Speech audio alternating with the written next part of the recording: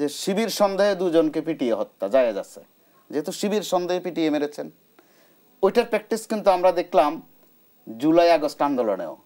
আবু সাইদকে যখন হত্যা করা হলো যে ও শিবির ছিল, যখন তাকে গুলি করেছে ওই পুলিশ শনাক্ত হলো, বললো যে ওই পুলিশটাও জামাত করতো। অর্থাৎ একটা দোহাই দেয়া, ট্যাগ দেয়া। ৩৬শে জুলাই পর্যন্ত তো আমরা সবাই আসলে এক ছিলাম, আমাদের সবার লক্ষ্য একটাই ছিল। হঠাৎ করে আসলে ৫ মাস পর নানান ইস্যুতে আমাদের পথ পাল্টে যাওয়া শুরু হয়েছে। কি বেশ পাল্টে গেছে।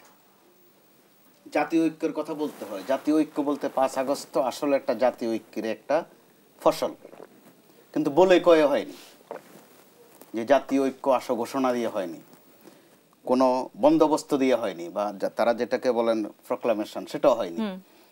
এটাই হয়। আমরা যদি একটু পেছনে যাই, ৭১-এ প্রত্যেকেই যার যার জায়গা থেকে দরকার মনে করেছে যে দেশ স্বাধীন করা দরকার, যুদ্ধে যাওয়া দরকার। ঘোষণা ছিল একটা, কিন্তু ঘোষণার কথা সবাই জানেও না অথবা পড়েও নি।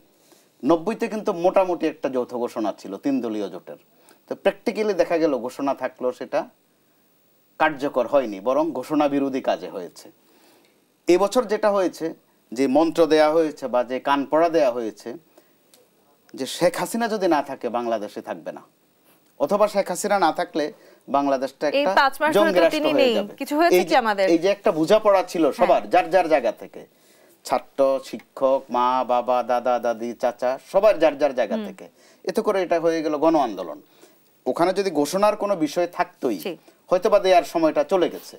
তো আবার তখন দেয়া হয়নি বলে যে এখনো দেয়া যাবে না তা নয়, কিন্তু যথাসময়ের কাজ যথাসময়ে না করলে যেটা হয়, এই ৫ মাসের মধ্যে ছাত্রদের মধ্যে ২-৩টা ভাগ, তারা মাঝে মধ্যে মারামারি করে। কে কাকে মারে এটা নিয়েও কিন্তু শেষ পর্যন্ত তালাশ করে পাওয়া যায় না।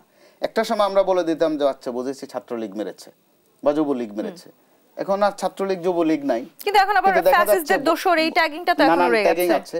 আমি আপনার এই অনুষ্ঠানে একবার বলেছিলাম, আপনার যদি মনে থাকে, যে শিবির সন্দেহে দুজনকে পিটিয়ে হত্যা জায়েজ আছে, যেহেতু শিবির সন্দেহে পিটিয়ে মেরেছেন। ওইটার প্র্যাকটিস কিন্তু আমরা দেখলাম জুলাই আগস্ট আন্দোলনেও। আবু সাইদকে যখন হত্যা করা হলো যে ও শিবির ছিল, যখন তাকে গুলি করেছে ওই পুলিশ শনাক্ত হলো, বললো যে ওই পুলিশটাও জামাত করতো। অর্থাৎ একটা দোহাই দেয়া, ট্যাগ দেয়া। এখন আবার যেটা শুরু হয়েছে যে ফ্যাসিস্ট সন্দেহে, ছাত্রলীগ সন্দেহে, এই প্রবণতাটা কিন্তু ভালো নয়। সামান্তে যারা বলছেন যে ঔপনিবেশিক বিষয়, আমি আপনি বা আপনারা কিন্তু ঔপনিবেশিক না, মন মানসিকতায় নিশ্চয় আমরা ঔপনিবেশিক না। হয়তো কিছু আইন কানুন রয়ে গেছে, বিধিবিধান রয়ে গেছে। তো এই বৈষম্যের বিরোধেই তো ৫ আগস্ট। তো আমরা এখনো যদি ওইটা চর্চা করি, এটা মানায় না। মানুষ আপনাদেরকে খুব ভালোভাবে নিচ্ছে না, কারণ আপনাদের একটা দায়িত্ব কিন্তু নিতেই হবে, এটা নিয়ম। যারা জয়ী হয়, বিজয়ী হয়, জবাব দিতে হয় তাদেরকে।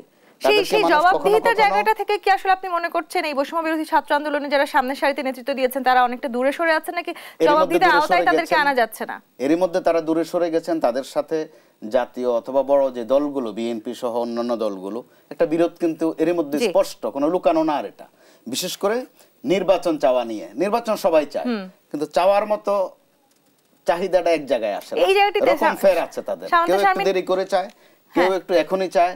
আবার একটু শেষ করি আমি, দেখেন জাতীয় নির্বাচন প্রশ্নে যখন কথা আসে, বিএনপির দিক থেকে বলা হচ্ছে তারা যত দ্রুত সম্ভব চায়। সামান্তা সহ আরো যারা আছেন তারা চাচ্ছেন যে আরো একটু সময় নিয়ে হোক। আবার যখন ডাকসু নির্বাচনের কথা আসে, তখন ছাত্র দল আবার চায় যে না, এটা সময় নিয়ে হোক। বা বৈষম্য বিরোধী ছাত্র সংগঠন যারা আছে তারা চায় যে এখনই হোক। অর্থাৎ কথায় কিন্তু কারোর সাথে কারো একটা মিলছে না। জামাত ইসলামের ছাত্র সংগঠন শিবিরও চাচ্ছে যে এখনই হোক, কিন্তু জাতীয় নির্বাচনের ক্ষেত্রে আবার তারা চাচ্ছে একটু নগদে নগদে। অর্থাৎ চাওয়ার সাথে পাওয়ার বা প্রাপ্তির যে একটা সংঘর্ষ, এটা তারাই কিন্তু বাঁধিয়ে দিচ্ছে।